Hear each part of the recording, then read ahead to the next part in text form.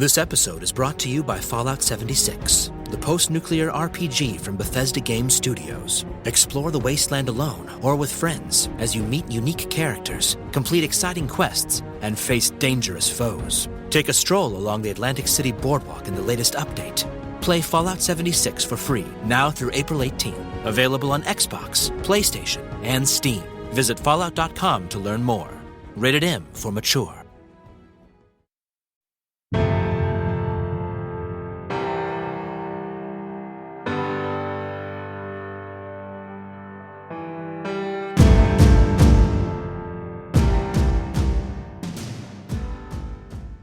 On this week's Defense with DC, we're going to talk about wide stacks and split manipulation, drop 8, and defending option from a basic 4-4-1 high structure. And joining me as he does every week, defensive coordinator from the Michigan Panthers, Dan Carrel. Dan, another great week of football and certainly a lot of things to learn from. Yeah, it was awesome. It was great to get a chance to sit down and watch some of these games. It was an incredible weekend, especially in the college game. And like you said, a ton to learn from. So we're going to start off with split manipulation and some things to be aware of, both from what the offense is trying to do, but what you need to do to take some things away from them. And I know a game you focused on and saw a bunch of this in was UT and Alabama. Yeah, first of all, what an incredible game. I mean, you get a chance to sit and watch a game like that, and it just reminds you of all the great things that college football has. Two great players at quarterback and you know, well-coached teams and a great rivalry. So it was awesome. I hope everybody got a chance to watch it, and if you didn't, you should go back and check it out because it really was a great experience for a college football fan or coach. So Tennessee, you know, there's some semblances in their offense of like the Baylor offense from the Art Brown era. You know, I had a chance to work with Kendall in 2018 at the University of Houston, so a little bit of familiarity with kind of some of the things they do, and they present a million problems, obviously, and that's why they've had success basically everywhere they've been, and anybody that runs it generally has some success with it. But I thought the wide stacks that they use and the routes they had coming out of them, I think that from a defensive perspective, when you're playing stacks, you generally, if you have a normal split stack, if you're going to play like what I would say like lock and level or a one call, maybe some people call it that, where whoever's got the point of the stack has the front player, and then the back DB has the back player, right? You really need to use the split and understand the split of that stack to know kind of where your alignment should be. If it's a normal stack or normal split for the stack, obviously the back player has got to be able to play the release of the back offensive player to either side, outside or inside. But, you know, Tennessee was maxing those out, which in some ways can help you out if you understand that guy is going to release inside. So a lot of their big plays came from just maxing out a stack, the number one receiver taking off either outside or an outside release vertical, and the backside guy running a glance or a post, kind of splitting the defense. And I didn't feel like that, you know, Alabama got great leverage from their deep DB in defending those when, you know, you kind of should know at that point, once they're max splitted, that they're probably not going to release both of them outside. So I thought that was good stack manipulation, split manipulation by Tennessee. But, you know, Alabama, from a stack standpoint, you would like to see the deep player take a leverage to where the guy's going to be. Right. Well, and I think there's multiple ways you can use stacks, and I think just from a basic standpoint, you know, when you get into any bunches or stacks, and if it's not necessarily something you do all the time, right? You do some of it, you pop in and out of it. You know, the chance on the offensive side of the ball that you're going to have multiple variations of what they're trying to do against you is slim. I mean, if you're doing it all the time, they're going to game plan you up probably and have a few options there. But typically, you know, what I would see from the defensive side is when we got into a bunch, we're getting their bunch check. We got into a stack, we're getting their stack check. Now, I think what varies is how wide do those guys get, because as the split goes farther, there's things that aren't as good for the offense. I mean, if you're looking at, as an example, having those guys tighter, right? There's the ability to get them inside and block on the run game, right? And create angles there. There's all the space they have to run to the outside. But of course, on the downside of that, does make it a little bit tougher in the passing game to tell who's going to come on a blitz. I mean, you now, because you've tightened it down, have more blitzers potentially coming your way. I mean, certainly you can fire from a corner on the boundary at a regular split, but teams aren't going to make a living on it. So upside and downside to all of those. Now, as it goes wider, I think it does start to take away things that the offense can do. And so from your standpoint, though, where is the delineation on how you're going to treat those splits, right? Comparing, that tighter split, like a nasty split, maybe 5-6 yards max, where you do have the ability to get back inside on a run game and create angles, but then have all the space to run on the outside, to kind of that medium one that's now takes them a little bit out of the run game, other than maybe some blocking angles like on bubble or smokes or something like that. And then the max split to the sidelines, and ways that you're going to handle, I guess, each of those scenarios. Yeah, that's a good question. So if you take the stack out of it for a second, I typically talk about a hash divider rule. So if you're on a college field, obviously, if a number 2 receiver is on or inside the hash, we typically want to play outside leverage no matter what we're in. So let's say we would be in palms where we're trying to get an apex player, right? Like trying to get the nickel Sam in the run fit inside of number 2. If you bring it down inside the hash, on or inside the hash, we'll typically play a different coverage call there and put the apex player outside of 2 as the force player now. And then if the ball does try to go inside, then the safety would have the high safety would have to fill it up. That typically, right, off a cut split there.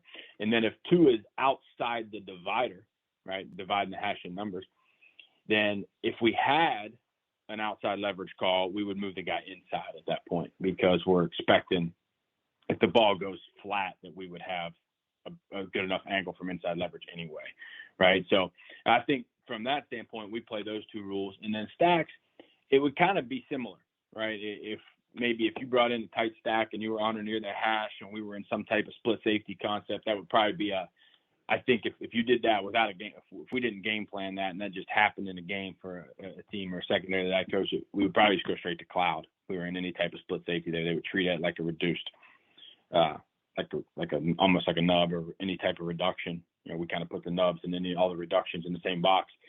Treat that like a reduction, and you would probably like cloud that. And then once it gets so wide, right, then in one high at least, you start to get like numbers and wider with a stack. It really all becomes like man. And there's just too much space to say, like, even if you're in cover 3, there's just a lot of space to say you're just going to put the force player, point the stack, jam 1, and just keep leverage on the stack, and the corner's going to get high.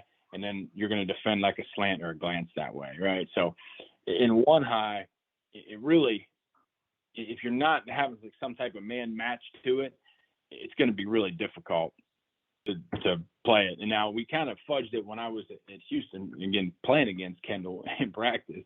We kind of fudged it in fire zone to where we would put the force player inside and let him take anything low and inside, and then the corner high, and then if they went one high and one out, then we would just chase it from inside out and just assume we were going to have a good way to get through the throwing lane from inside out. But I think in one high, they get out there, you really want a way to play it how you would play man-to-man, whether that's, you lock and level it, or whether you top hat it where the guy on the point actually has the back guy. However you do that, whatever your stack rules are. But in any one high concept, I would want to be able to play it closer to a man than I would, trying to zone it off when it's a wide stack like that, just because of the space to the next defender. Those throws get so easy. In theory, it's not, you still have 400 droppers and they're going to hit their landmarks and play, but this throws get so easy for this quarterbacks, just the slant window between a wide stack and then the hook defender, especially if it comes off action, which a lot of Tennessee's plays did come off action. So I think that getting into a man concept there is really good. And, if you are in too high out there, and this is where, if you watch Alabama, they had some version of when they were in split safety, whether it was quarters and then some quarter half. They played like where they carried and the corner bailed, the safety bailed, and they kind of viced the deep one, and they let the underneath guy take the low one. Even if it was on the wheel, he would chase it. So they had a little bit of a change up out there if they were in too high, which is good. I think, you can cloud it. That's one way to do it. And then, you can they almost played similar to like an invert where the corner would stay high and the safety kind of flat footed. And I think there are some things you can change up out there to those wide stacks when you're in too high. I think you can have a pretty good plan for it.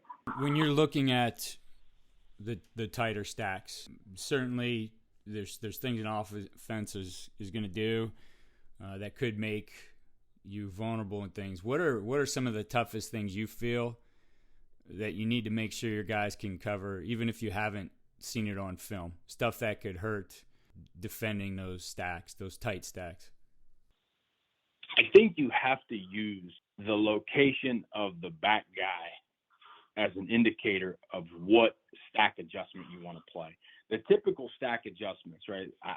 There's really just two. If you're in, again, let's talk about it like from almost like a man perspective right now, because I'll say I think of him as from a man perspective because I see him mostly in the low red when we're in man or on third down. So from a man perspective, like typically you're going to play, some people call it a one call, two call, right? Where a one call would be if I'm pointing the stack, I got the front guy, I got the guy that I'm on. Or two call would be I'm pointing the stack, but I got the back guy. Okay. Or, some people call that top hat or there's a lot of names for it there. But what you find is if the back guy is outside of the point, he's likely to come underneath. Right. And if he's inside the point, like he's likely to go out, or the point guy is going to go in first, and then the back guy's going to go vertical. So what I've mostly tried to do is decide which stack call we're going to play based on where that guy lines up. So if he's outside and I think we're going to get some version of a drive, that's when I want to go to like a two call or a top hat where the point guy's got the back guy, right? And then when he goes inside, that's where I think for the most part you want the point guy to take the point when he lines up inside. Because if you get drive from that combination where the point guy goes under, then the back guy goes vertical, and he's going to run right into the deep defender anyway. But I would say that when people don't have a tendency on that, then you have to play. Either you're going to go out there and guess, or you're going to play all the stacks from the same stack adjustment. That's probably the hardest thing. If you're going to run all your stack routes either perfectly stacked, or you're going to run them from the same offset with the deep guy, I think that's when it becomes, difficult, and you don't have a great plan maybe for it. And then obviously, if you're going to hide it off motion, you bring a guy across. I think the short motion to a stack is not as effective. I think we're typically ready for that. You mean the outside in? Yeah. You put two on the ball. All right, here it comes. Right. I don't feel like there's been many times in my time coaching that we were like, oh man, we really screwed that up with that short motion to a stack.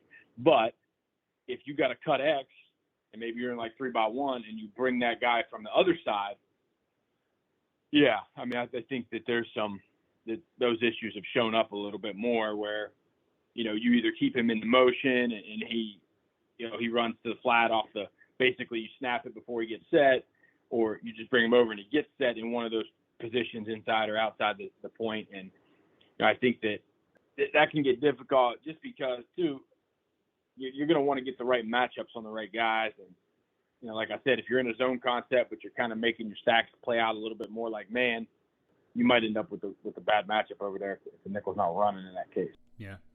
I think the other thing when you do see those tighter stacks, especially, and you mentioned, right, playing some form of man when you get in the red zone, you're probably going to see some mesh. And 2 or 3 years ago, it might have been 2019, 20 in that range. I still see it a ton, but not as much. I mean, but it seemed everybody had added mesh to their playbook, right? Regardless of what kind of team you were. And part of that being, RPO game, a lot of teams had gone to man as an answer. So one way to beat it was the mesh. But certainly you get the tight bunches and the chance to, get guys all the way across and at the same time really stretch the defense that's now. Yeah. I mean, in 2019, I feel like I got a PhD in mesh in the Mountain West Conference. We called it the Mountain Mesh Conference because it was everybody. And everybody had it a little different, and they all ran it really well. But the indicators to mesh for me are number 2 to passing strength and number 1 away from passing strength. If you cut the space down between those two guys, no matter where the other eligible receivers are, you have a chance to get meshed. So if you got a cut X or a nub tight end or anything like that, and then the slot to the field is cut, that's mesh. That is mesh alert for everybody. To me, it doesn't even matter where the other players are because I've seen it every way. It just that is the one mainstay. The two guys that are going to cross, we're going to reduce the space between those guys. And again, they're going to hide it every way they can, right? You're going to start out in a tight stack, FSL tight stack in like 2x2 with a tight end. And then the deep guy's going to motion over and he's going to be right outside the tight end. Now what just happened? Well, you had the tight stack. Now he left them. Now you got a cut X back there. And now you got like a 3x1, tight ends off. And then the motion over guy is tight there. And now, boom, now it's mesh, right? So you have to be alert and give a simple rule. I feel like that was always a simple rule for our players. Anytime that you see two strong and 1 weak have reduced the space between themselves, you need to be alert and mesh. And I think that, and then you got to go back to teaching it as, when we taught it as a take back side and a drain outside and a take through side or something like that. I have to go back to my notes on that specifically, and that's what, it was a very specific play and it broke a lot of rules for a lot of things, but you have to have it matched up, especially in 2019 playing in the Mountain Mesh Conference. Well, obviously, mesh is a big part of the air raid offense, and one of the teams that did a great job defending the air raid this past weekend was Kentucky, really limiting what Mississippi State did. Yeah, I mean, I think first of all, Kentucky plays great team football. They control the football. They play great on defense.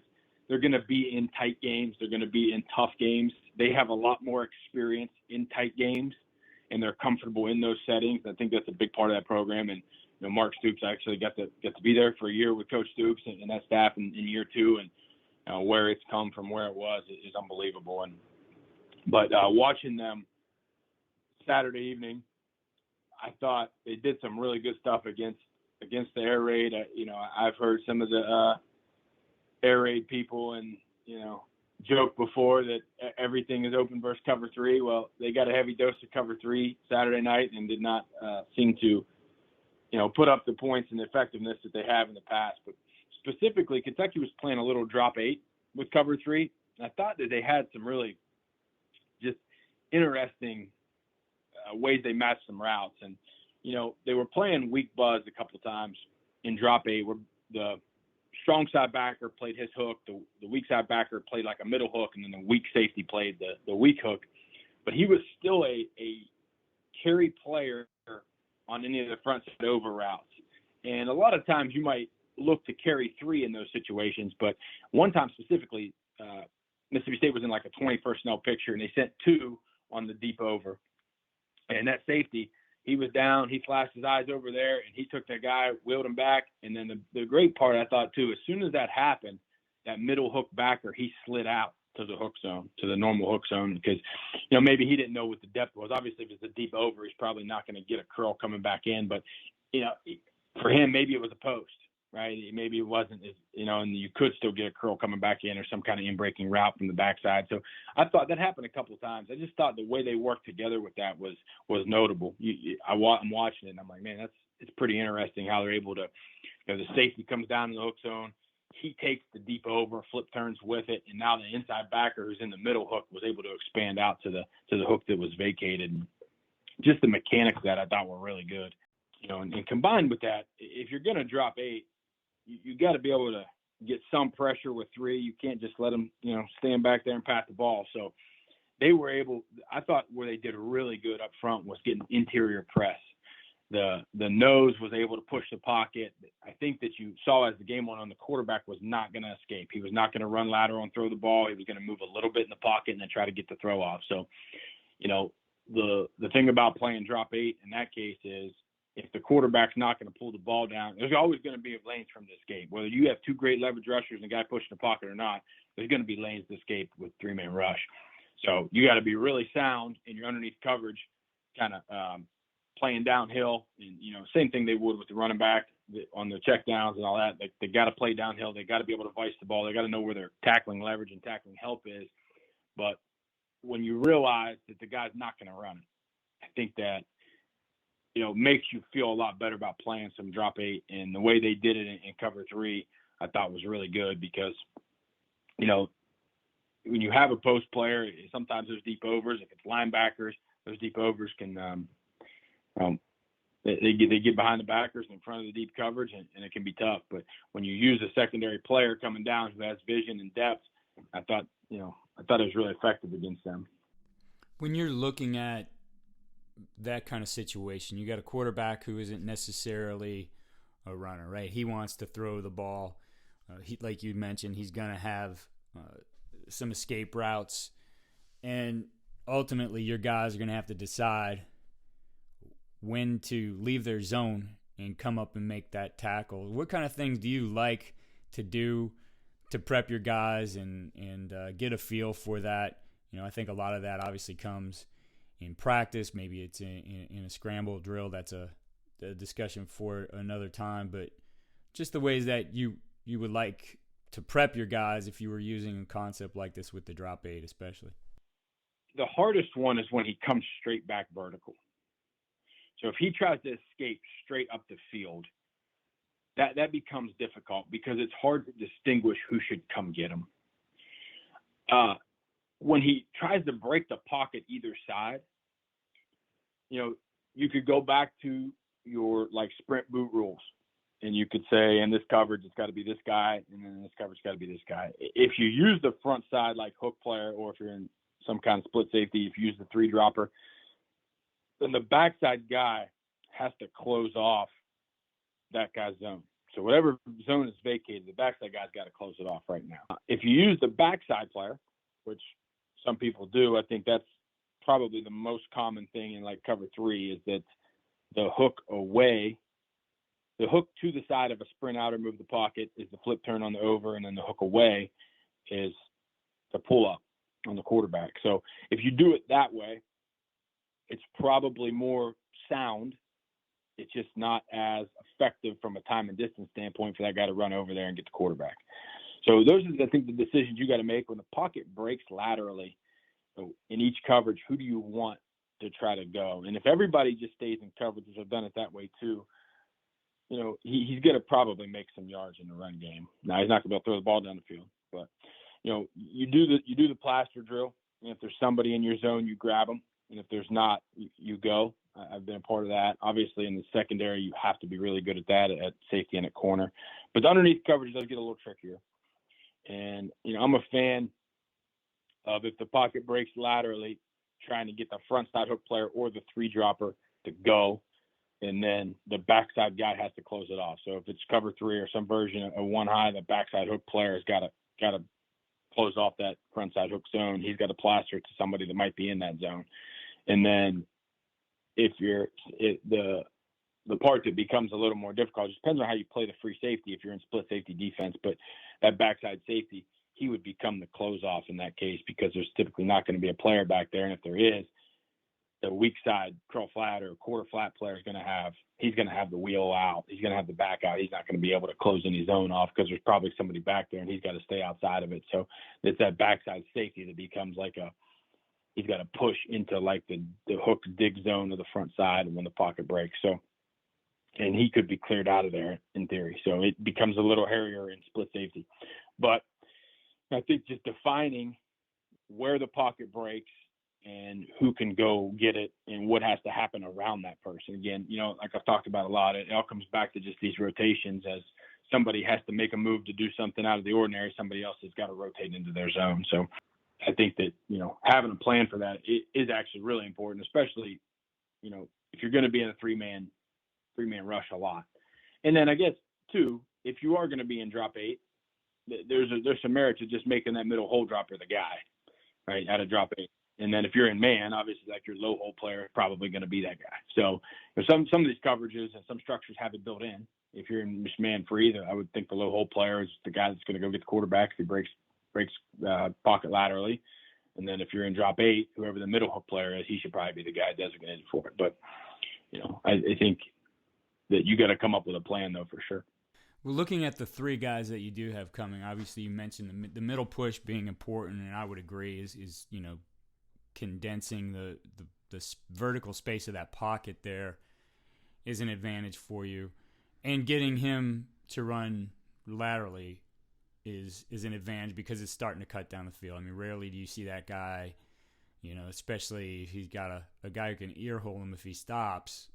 He's not going to stop and throw back. And, I mean, you coach quarterbacks about throwing back across anyway. So it starts to restrict or condense the space that he has available to throw the football, right, as he's running laterally. So that's a good thing. But now if you got guys, running the hoop, you got an A gap or a B gap escape, as you said, where that guy comes downhill, shoulders square, or even if he had to move to his right or left a little bit to get to that B gap, you still now have some issues. So are there any things you try to do from that rush perspective to make sure that you're just not opening those spaces for him to get downhill and essentially have a 3-way go with a throw to either side or a run? Yeah, one stunt that I like, at one time we took both 5 techniques and they would read the guard. And now the nose, he's got to push the pocket and feel the guard. And so if both guards kick and they double both 5s, let's say both guards kick wide and they're going to double the 5 techniques. That's great. Keep those guys as leverage rushers. And now the nose has a one-on-one, right? At one point in time, I was very fortunate to coach, probably unfortunate in the sense that I was like 30 years old and I coached the best player I probably ever coached in my life. But we had Ed Oliver to University of Houston. So what never happened was he never got singled up on the center. But if that happens, okay, then that's great. That's a legitimate thing. You get both guards to go wide on the 5 techniques. Now you got one-on-one with the nose in the center. You got a chance to win. What will likely happen is they'll essentially like 4-man slide it. And one of the ends will be one-on-one. And that's when we would say, all right, if the guard slides away from you, you become a 2-way go. And now the nose, you're a 0 cover rush. So you've got to feel, okay, the right guard came down on me. I know my right end, he's going to counter in the B gap to take that running lane away and hopefully push the pocket, flush the quarterback to the left to where the leverage rusher is. And now I'm going to escape out. And if the quarterback does try to escape back to the same side as the B counter rush, then I'm going to be out there to pick the pocket. So that little read stunt. A lot of people run the X-Stunt. I think a lot of people call it like an X-Stunt or, out of a 3-man rush. A lot of people run that, but they declare it maybe off the back or whatever. And there's a lot of variations to that, a lot of variables. I think they're a lot of times going to 4-man slide to the best edge rusher and leave the one they don't think is good. Or, you get it out of empty too, right? You might be in drop 8 versus empty. So you don't really have a place to declare. So that's why our best thought was just let's read the guards. And if they both kick out wide, great. We got one-on-one with the center. If they both squeeze on the nose, okay, that's probably the worst case scenario for us actually, because we're going to have no edges and the nose might not know where to go. But at the same time, you got 2 guys that can counter through the B gap, maybe get a sack. So I thought that was a good stunt for us at times. I haven't probably ran it in a few years. There have been a lot of drop 8 situations. I've been in that type of front and structure, but that type of read stunt to make sure you're getting the penetration to the open where that B gap's going to open. Because, if you get the 4-man slide, which I think is typical in 3-man rushes, that B gap away from the slide is the one, right? Mm-hmm. That's the one. He's just got all the space. Yep. It'll end up getting the wash the nose out of the center, and it'll almost be like the B gap's right in front of the quarterback now. Yeah. Right? The guard will come down, knock the nose into the other A gap.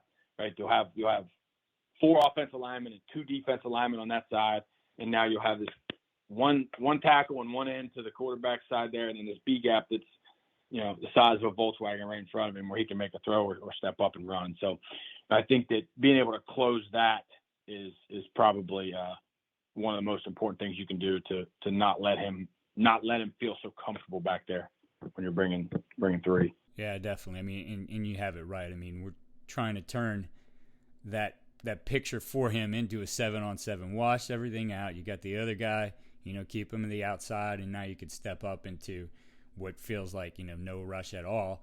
Of course, you got drop 8, which if you're in 7-on-7 is something that the offensive guys always complain about, drop 8 in a 7-on-7. So you're still at an advantage there. The windows are smaller, but yeah, definitely something to account for. So moves us into the last part of this, our option tips, and you like what you saw from SMU with a basic 4-4 structure, 1 high against Navy.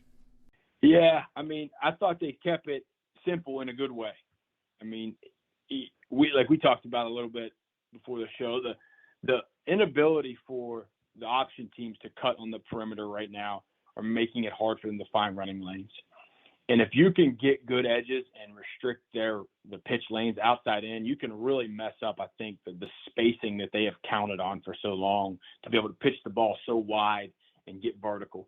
And now sometimes those pitches end up outside of the alley, outside of where they're trying to get the ball, outside of the force player. So if you can get your force players down closer to the ball now, and maybe years ago that probably a lot of people maybe wouldn't have agreed with that, and with the rules being different, it might not have been as effective. But now you get them down closer to the box, and they can restrict the alleys for the pitches to go through, the slot backs to go through with the pitch. I think that you see some of that being pretty effective against them. So, a couple of things you saw, but just always remember this, right? In 1 high, you're gonna get 4 verts. You're gonna get 4 verts. If you're playing the option and you're in 1 high, you're gonna get 4 verts. You're gonna get the true 4 verts, like twirl motion 4 verts. Navy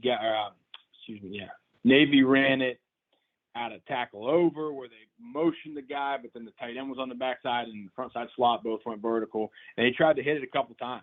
One time I think it got picked off, and one time they did hit it, right? So the hardest thing in 1 high is handling that vert, because what you're telling the edge guy, the outside backer, is, hey, you're the force player. He arcs, you got to pull the trigger and go force the pitch. You are the force player. But one of you also has that guy vertical, right? One of those outside guys has to take him vertical. Has to take one of them, so the post player can't. And maybe both of them. You might be trying to take them both vertical. And it's a lot easier, I guess, when he's coming from a stationary position, and then once it's off the twirl, a lot of times you're sliding that outside guy in, then he's got to come back and grab the guy. So I just know this, like, as sure as I am about anything, if you play 1 high, they're gonna find a way to get 4 verts. We got it against Army 2 years ago, playing 1 high, where it was insert 4 verts, where like the slot twirled, came back, and then came out through the B gap. And that was inside our overhang. I felt really good about our overhangs grabbing those guys when they felt that it was going to be a vertical and not a block, right? And I never repped it, them inserting through the B gap. So the guy was wide open.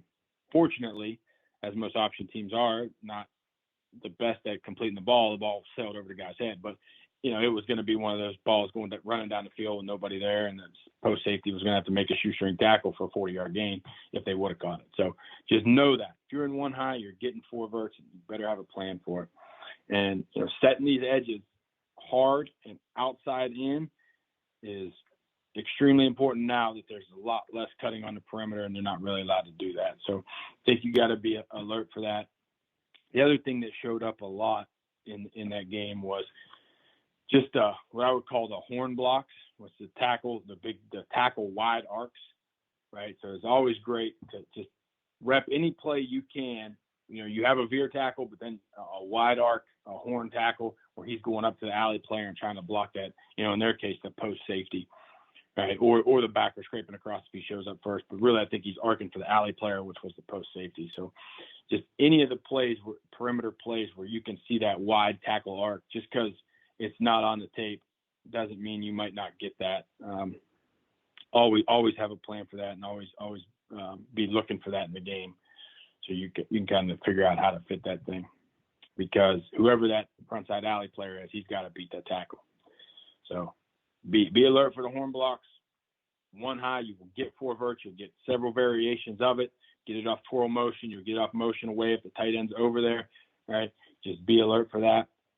And then good edges, reduce the running lanes, reduce the alley, and then they won't be able to have their pitch phase and timing the way they want it. Right? You should be pretty good there. We're getting into a fun time of the year, Dan. These games start to take on more and more meaning as the picture shapes up for conference championships, college football playoffs, etc. So it's going to be a lot of fun here as we continue on with the season. And great job again in prepping for this week and some of the coaching tips that you shared with us here.